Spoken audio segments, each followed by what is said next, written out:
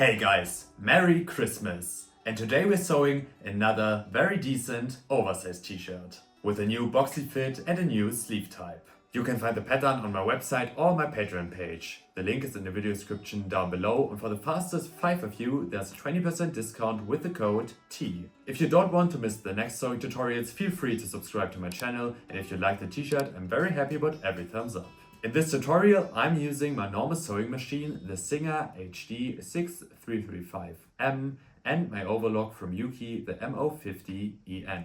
If you only have a normal sewing machine, no problem at all. I will explain everything within this framework, and all the parts that I'm sewing with the Overlock are just a nice extra. But what do we actually need to sew the t-shirt? Approximately 1.5 meters of an elastic fabric, and if you want, some extra cuff fabric. Sewing needles, stretch and universal, a normal sewing foot and an edge sewing foot, an iron, a pair of scissors, a seam ripper, a tape measure, chalk or a colored pencil, and thread that matches the color of the fabric. Once we have all our utensils together, we need to prepare our pattern. To do this, we lay all the A4 pages in front of us in the correct order and cut everything perfectly along the edges. Then all the small individual pieces have to be glued together to form our final pattern pieces using sellotape. For the fabric, I chose thin 100% cotton jersey fabric, which is very comfortable to wear and is also stretchy, perfect for t-shirts. And a very clear recommendation from me, use a stretch needle for sewing the t-shirt. Universal works too, of course, but it's way better with a stretch needle. Now let's spread out the fabric in front of us. Pay attention to the weaving direction of the fabric.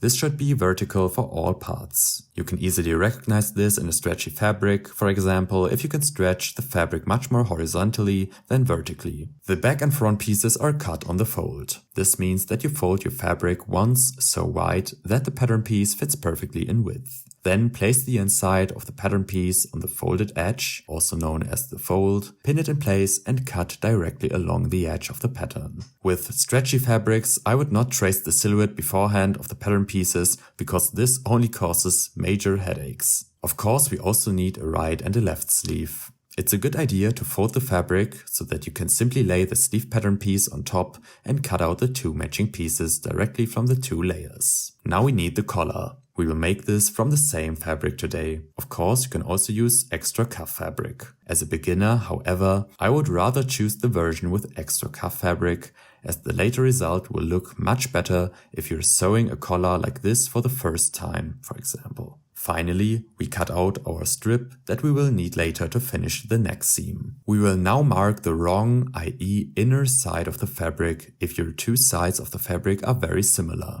This prevents you from accidentally sewing the wrong sides of the fabric together. You will now see a line like this on the edge of the sleeve pattern. Mark the spot, as there's the same line on the pattern piece for the front. These lines will help you to align the sleeve when you insert it. In the next step, we iron all our cutout parts in an exemplary manner. This is to counteract the subtle shrinkage factor that will occur when the t-shirt is washed for the first time. You can also counteract the curling of the edges of the fabric. Make sure you follow all the ironing steps in this video. Believe me, it completely changes the end result of a garment. I often skipped a lot in the beginning, but this is not a good idea in the long term. Now we place our front piece in front of us with the right side of the fabric facing up. As a reminder, the right side of the fabric is always the side that will later be visible on the outside. The wrong side of the fabric should be on the inside. Now place the front of the t-shirt on top of our back piece. Right sides together. Then fix the shoulder sections with clips. Now we sew the shoulder sections together. To do this, we set the stretch stitch function on our sewing machine. This ensures that no seams open up in the finished t-shirt due to excessive stretching during movement. You can easily check whether your sewing machine has a stretch stitch function in the operating instructions for your sewing machine. If your machine does not have this function, simply sew the whole thing with a normal straight stitch or a zigzag stitch. When sewing, always make sure to lock the seams at the beginning and end. This means that you first make a few stitches back and forth before you start the right seam. The presser foot glides along its own edge on the edge of the fabric. The needle position is in the center.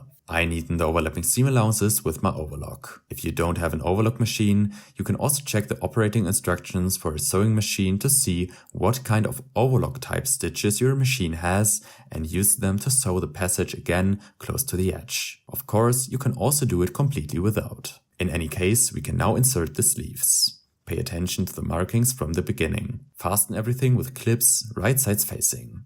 It will look like this. And then sew together with the stretch stitch. I finished the whole thing again with the overlock. Next, we lay our shirt, including the sewn on sleeves, right sides together and secure both outer edges with clips. It will look like this. Make sure that the seam at the armpits is nicely lined up. In the next step, these sections are sewn together with the stretch stitch and then overlocked. Next, I overlock the bottom hem edge of the shirt and the hem edges of the sleeve openings. This will be important later. Without an overlock, you can do this with a type of overlock stitch on your normal sewing machine, or you can take a look at the other method I'm about to show you. For the first variant, I simply fold 2 cm of fabric inwards and fix it all the way around with clips. For the second variant, first fold approximately 1 cm inwards and then the 2 cm. This will also give you a perfect hem. With both variants, the folded strip is ironed in any case. Now we can sew the strip with a stretch stitch and the needle in the left position. The presser foot glides along the inner edge of the fabric.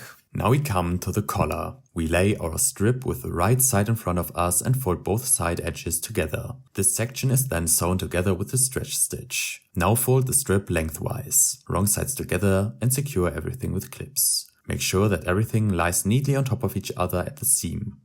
At this point, we can divide the collar into 4 equal sections. Mark this with clips. Now we take our measuring tape and fix it all the way around the neckline of the t-shirt with clips to get the exact circumference, starting at the shoulder seam. Now mark the exact center of the circumference on the wrong side of the fabric. As we also need 4 equal sections here, we can mark these in the same way. So we quarter the circumference. At the shoulder seam, we now place our collar right sides together, seam to seam. The open edges of the collar point outwards, so to speak. We use our marking points to attach our strip. Each of the 4 sections must be stretched slightly when sewing. To do this, we always pull the fabric apart before and after the presser foot so that we do not see any excess fabric anywhere when stretched. Before we do the top stitch seam, however, we take our strip to finish the neck seam. We mark half of this as well as the neckline of the back piece. Now pin the strip to the seam allowance, right sides facing. Fold in the ends on the left and right sides. The strip is now sewn on with a normal straight stitch, a stitch length of 3 and the needle position in the middle. The presser foot glides along the edge of the seam allowance. This seam allowance is also finished with the overlock.